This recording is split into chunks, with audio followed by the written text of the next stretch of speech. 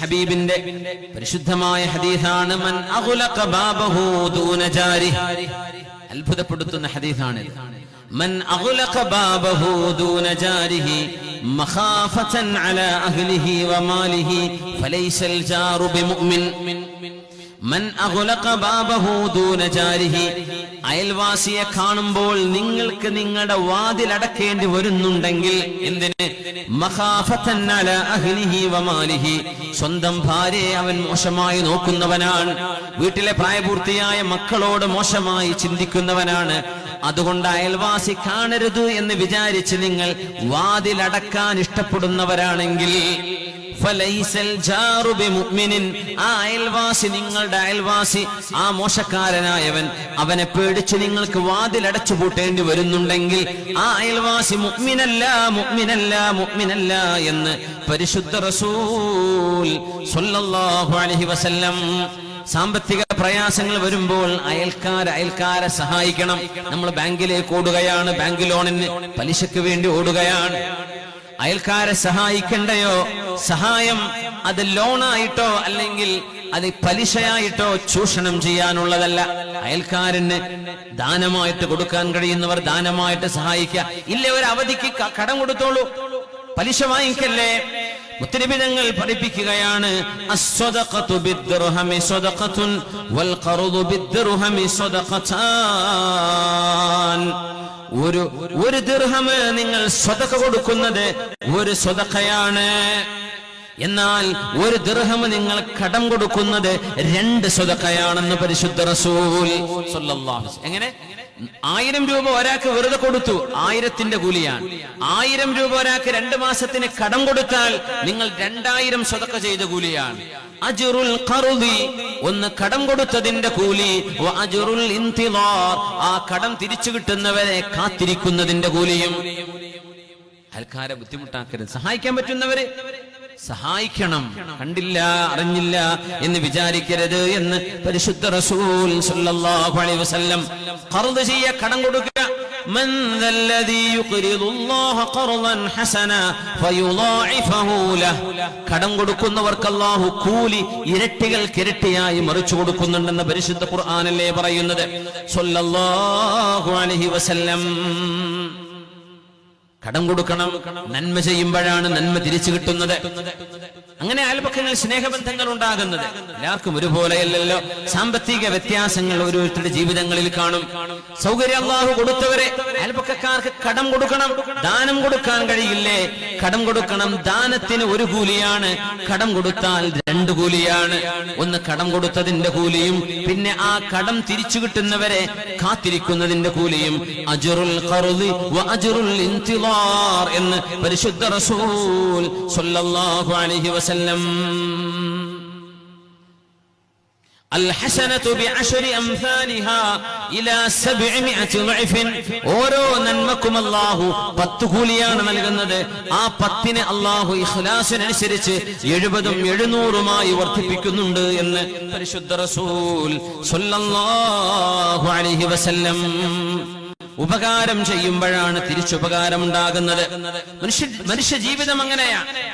നമ്മൾ ജോലി ചെയ്യുന്നു ശമ്പളത്തിന്, അധ്യാപകർ അധ്യാപനം ചെയ്യുന്നു ശമ്പളത്തിന്, കച്ചവടക്കാര് കച്ചവടം ചെയ്യുന്നു ലാഭം കിട്ടാൻ, കൂലിവേല ചെയ്യുന്നു കൂലി കിട്ടാൻ. മൃഗങ്ങൾ പോലും അങ്ങനെയല്ലേ? നമ്മളെ മുൻകാലങ്ങളിൽ മൃഗങ്ങളുടെ പുറത്ത് യാത്ര ചെയ്യുന്ന കാലം, അവയെ കൃഷിക്ക് ഉപയോഗിക്കുന്ന കാലം. യാത്ര ചെയ്യണോ? നല്ല ദീർഘയാത്ര വരുന്നുണ്ട്. ഒരാഴ്ചയോ 2 ആഴ്ചയോ നല്ല ഭക്ഷണം കൊടുക്കും മൃഗങ്ങൾക്ക്. എന്നിട്ടാണ് അതിന്റെ പുറത്ത് യാത്ര. എന്തിനാണ് ആ ഭക്ഷണം? ആ ഉപകാരത്തിന് പിന്നീട് തിരിച്ചുപകാരം സ്വീകരിക്കണം. മുത്തുനബി തങ്ങൾ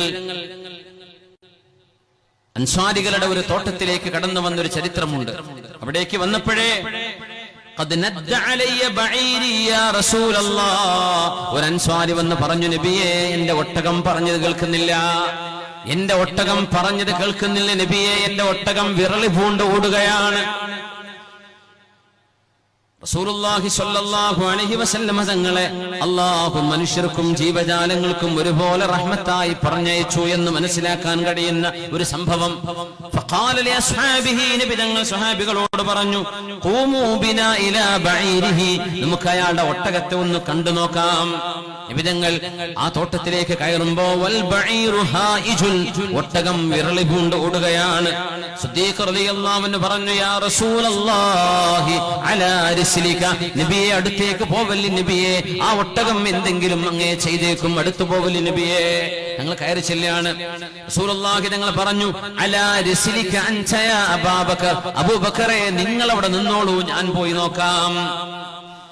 റസൂലുള്ളാഹി ഞങ്ങൾ ആ തോട്ടത്തിലേക്ക് കയറി ചെല്ലുന്നു. വിരളി പൂണ്ട് വകവെക്കാതെ ഉടമസ്ഥനെ കേൾക്കാതെ നിൽക്കുന്ന ഒട്ടകം അല്ലാഹുവിന്റെ റസൂലിനെ കണ്ടപ്പോൾ അതിന്റെ കഴുത്ത് നീട്ടിക്കൊടുത്ത് താഴേക്ക് കുനിഞ്ഞു നിന്നു. എന്ന് മാത്രമല്ല, ആ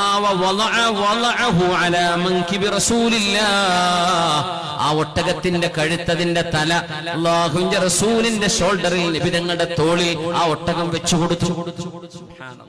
അതുവരെ വിരളി വീണ്ടിരുന്ന ഒട്ടകം തങ്ങളെ കണ്ടപ്പോ വിനയാന്വിതമായി കടന്നു വന്ന് അതിന്റെ കഴുത്ത് താഴ്ത്തിക്കൊടുത്ത് ഹബീബിന്റെ തോളിൽ തലവെച്ചു.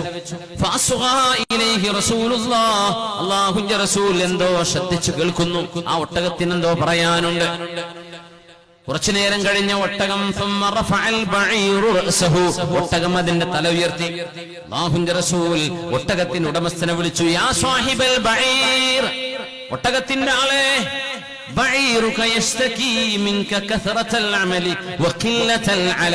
ഈ ഒട്ടകം എന്നോട് പരാതി പറയുകയാണ്. ഈ ഒട്ടകത്തിന് ചെയ്യാവുന്നതിൽ കഠിനമായ ജോലി നിങ്ങൾ അതിനെ കൊണ്ട് ചെയ്യിപ്പിക്കുന്നുണ്ടെന്നും, എന്നാൽ തീറ്റ നിങ്ങൾ തീരെ കുറവാണ് കൊടുക്കുന്നത്. ആ ഒട്ടകം പറയുകയായിരുന്നു, നബിയേ, ഇയാൾ എന്നെ കൊണ്ട് ഒരുപാട് പണിയെടുപ്പിക്കുന്നുണ്ട്, തിന്നാൻ തരുന്നില്ല നബിയേ എന്ന് ആ ഒട്ടകം ഹബീബിനോട് സംസാരിച്ചു. പരിശുദ്ധ നബി നിങ്ങൾ പറയാണ്, നിങ്ങൾ ആ ഒട്ടകത്തിന്റെ ഉപകാരം എടുക്കുന്നുണ്ടോ, അതിന് ഉപകാരം ചെയ്തു കൊടുക്കണം. അയൽപക്കക്കാരോട് നമുക്ക് ഉപകാരം വേണോ, നമ്മൾ ഉപകാരം അങ്ങോട്ട്. മനുഷ്യ ജീവിതം അങ്ങനെയാണ്, ജീവജാലങ്ങൾ അങ്ങനെയാണ്, ജീവികൾ അങ്ങനെയാണ്. ഉപകാരങ്ങളെ ബേസ് ചെയ്തുകൊണ്ടാണ് അള്ളാഹു ഈ ലോകത്ത് ജീവിതം തന്നെ സംവിധാനിച്ചത്. അതുകൊണ്ട് അയൽക്കാരന്റെ വിഷമങ്ങളിൽ നമ്മൾ കൂടെ നിൽക്കണം.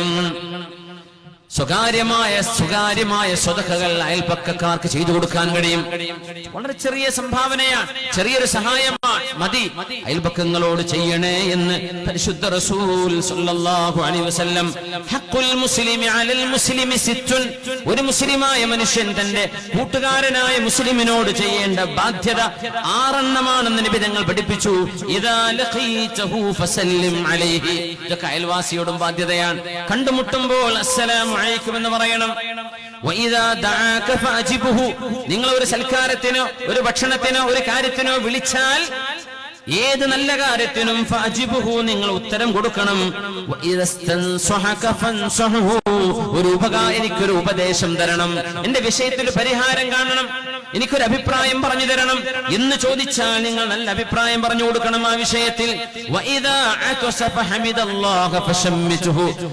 അയാൾ തുമ്മി അൽഹംദുലില്ലാ എന്ന് പറഞ്ഞാൽ നിങ്ങൾ യർഹമുകല്ലാ എന്ന് പറയണം.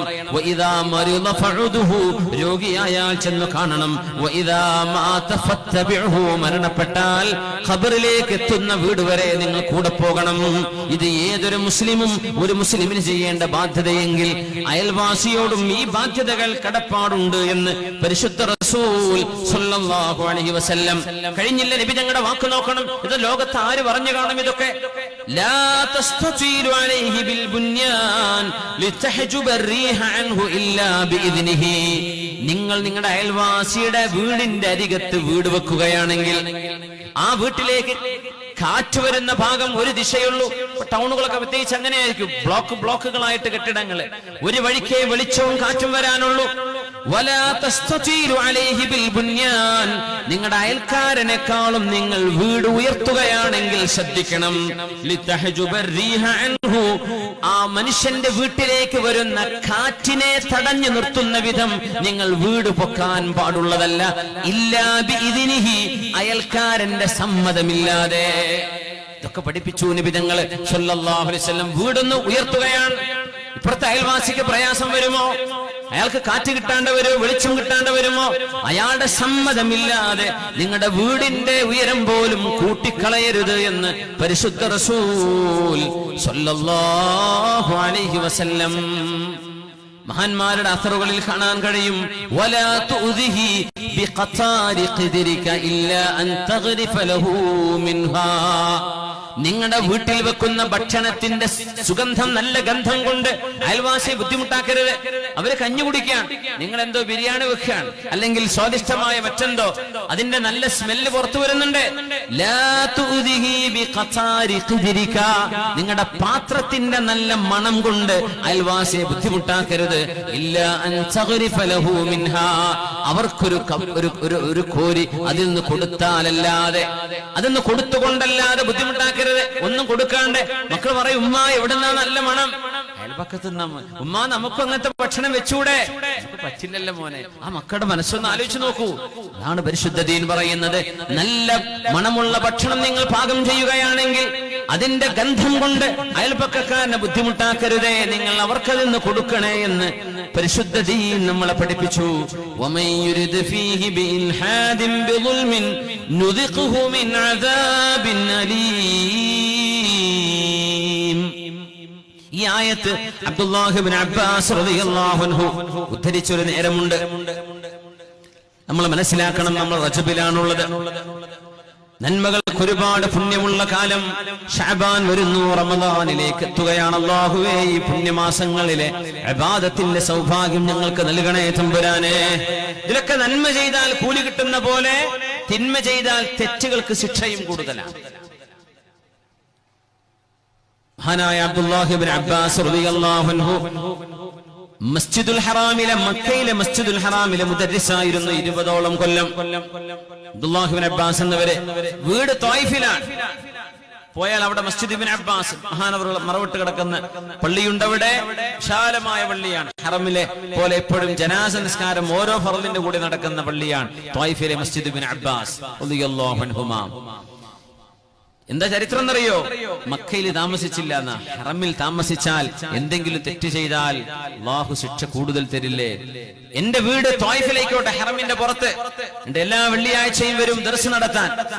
അങ്ങനെ ദർസ് നടത്തിപ്പോയിരുന്നു ഇബ്നു അബ്ബാസ്. തങ്ങൾ ഹജ്ജിന് വന്നപ്പോ മഹാനായ ഉമർ ഇബ്നുൽ ഖത്താബ് റളിയല്ലാഹു അൻഹു ഇബ്നു അബ്ബാസ് എന്നവരോട് പറഞ്ഞു, ഇബ്നു അബ്ബാസ് എന്നവരെ, ആന്റെ റസൂൽ തങ്ങൾ വഫാത്തായി പോയില്ലേ, ഹജ്ജിന്റെ മസലകൾ പറയാൻ നിങ്ങൾ ഫത്വ കൊടുക്കണം. ഇവിടെ നിങ്ങളാണ് മുഫ്തി, നിങ്ങൾ ഫത്വ കൊടുക്കണം. ഇബ്നു അബ്ബാസ് റളിയല്ലാഹു അൻഹു നിന്നു കൊടുത്തില്ല എന്ന അത്ഭുതം. അങ്ങനെ ഒരു ഉത്തരവാദിത്വം ഏൽപ്പിക്കുമ്പോൾ ഗൗരവത്തോടെ ചിന്തിക്കുന്നവരാണ് സ്വാലിഹീങ്ങളായ ആളുകൾ. ഇബ്നു അബ്ബാസ് റളിയല്ലാഹു അൻഹു പറഞ്ഞു, ഉമറേ, ومن يرد فيه بإلحاد بظلم نذقه من عذاب أليم. എന്ന് അല്ലാഹു ആയത്തിറക്കിയ ഒരു നാട്ടിൽ ഞാനെങ്ങാനും ഒരു തെറ്റ് ചെയ്യുകയാണെങ്കിൽ, എനിക്കൊരു പിഴവ് സംഭവിച്ചാൽ അതിന്റെ ഇരട്ടികളായ ശിക്ഷ ഞാൻ വാങ്ങണമെന്നാണോ നിങ്ങൾ ഉദ്ദേശിക്കുന്നത്? ഞാൻ ഫത്വ കൊടുക്കില്ല എന്ന് മഹാനായ ഇബ്നു അബ്ബാസ് റളിയല്ലാഹു അൻഹുമാ ഹറമിനെ സംബന്ധിച്ച് പറഞ്ഞ ആയത്താണിത്. വമൻ യുരിദ് ഫീഹി ബിഇൽഹാദിൻ ബിളുൽമിൻ, ഹറമിൽ വെച്ച് അതിക്രമങ്ങൾ ചെയ്യണമെന്ന് ആരെങ്കിലും ഉദ്ദേശിച്ചാൽ, ഉദ്ദേശിച്ചു, ചെയ്തിട്ടില്ല, പ്ലാൻ ചെയ്തു, അവിടെ നിന്ന് വാട്സപ്പിൽ കമ്മ്യൂണിക്കേറ്റും ചെയ്തു. വൈഫൈ ഒക്കെ ഫ്രീ കിട്ടും ചിലപ്പോഴേ ഹറമിലൊക്കെ ചെല്ലുമ്പോഴേ. വമൻ യുരിദ് ഫീഹി ബിഇൽഹാദിൻ ബിളുൽമിൻ, എന്തെങ്കിലും ഒരു അനീതിയോ പാടില്ലാത്തതോ ചെയ്യണമെന്ന് ഹറമിൽ വെച്ച് ആരെങ്കിലും ഇറാദത്ത് ചെയ്താൽ, വമൻ യുരിദ്, ആലോചിച്ചിട്ടുള്ളൂ, നുദിഖുഹു മിൻ അദാബിൻ അലീം, വേദനാജനകമായ ശിക്ഷ അവർക്കുണ്ട് എന്ന് അല്ലാഹു പറഞ്ഞു. സാധാരണ അങ്ങനെയല്ല. മൻ ഹമ്മ ബിഹസനത്തിൻ, നന്മ ഉദ്ദേശിച്ചാൽ അതിന് കൂലിയുണ്ട്. അത് ചെയ്താൽ 10 കൂലിയാണ്. തിന്മ കരുതി ചെയ്തില്ല, ഒരു കൂലിയാണ്. ഹറമിന്റെ പുറത്ത്, ഹറമിൽ തിന്മയെ കുറിച്ച് ആലോചിച്ചാൽ ശിക്ഷ ഉണ്ടെന്ന, അത് ഹറമിന്റെ പ്രത്യേകതയാണ്. ഹറമിൽ അങ്ങനെ പല പ്രത്യേകതകളുണ്ടല്ലോ. ഹറമിലെ ഇമാം മഅ്മൂമിങ്ങളുടെ കൂടെ ആയിരിക്കും ചിലപ്പോ. ഇമാമ് പിന്തി മഅ്മൂം മുന്തിയാൽ കഅബന്റെ അടുത്തുള്ള ആ നിസ്കാരത്തിന് വിരോധമല്ല എന്ന. കഅബന്റെ അവിടെ ശ്രദ്ധിച്ചു കാണും പോയവരൊക്കെ, ഇമാമ് ബാക്കിലും മഅ്മൂം മുമ്പിലും ആയിരിക്കും. അത് ഹറമിന്റെ പ്രത്യേകതയാണ്.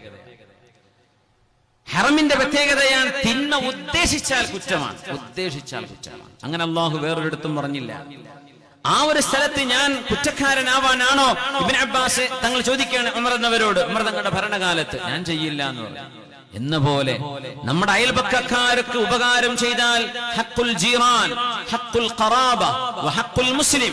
നമ്മുടെ ബന്ധു ആയ അയൽവാസിയാണെങ്കിൽ ഇസ്ലാമിന്റെ ബന്ധം, അയൽപക്കത്തിന്റെ ബന്ധം, കുടുംബ ബന്ധത്തിന്റെ ബന്ധം 3 കൂലിയാണ്, ഓരോന്നിനും കൂലിയാണ്.